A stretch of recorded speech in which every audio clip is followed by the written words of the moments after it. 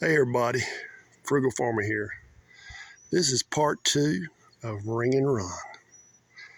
Well, we'd done different houses, and I was over at some friend's house, and I was playing ball with this girl out in the front yard, and she was a little bit older than me, and her brother was even more so older than me, and he was just mean. Well, the sun went down, and I went to ringing on their door. I'd go from one door to the other. I'd hide in bushes. And that one brother was coming out there looking, trying to find. I took a stick and hit the door, and a couple of times he was right out there. Had I been up there standing, he'd have caught me. But I did that for about an hour, and he even went outside and hid.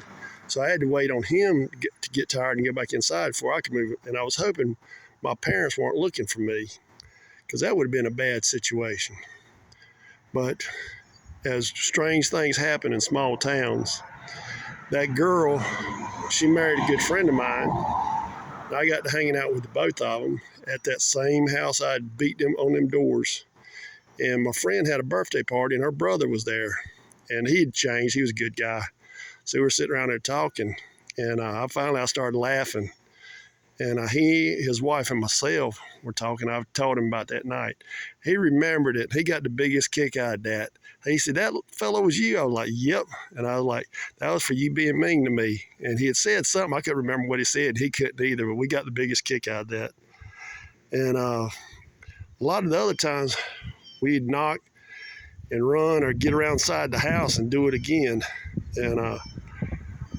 But that was about the extent of my career ringing and running. Now kids have been killed doing that, which it's a whole different time we're in. But I just hate the kids going to miss out on a lot of stuff that we probably took for granted.